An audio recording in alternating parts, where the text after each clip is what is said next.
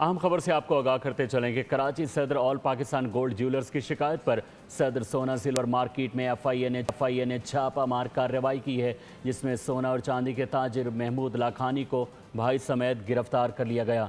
इस हवाले से मजीद तफसीलात जानेंगे कफील अहमद से। जी कफील, आगाह कीजिएगा।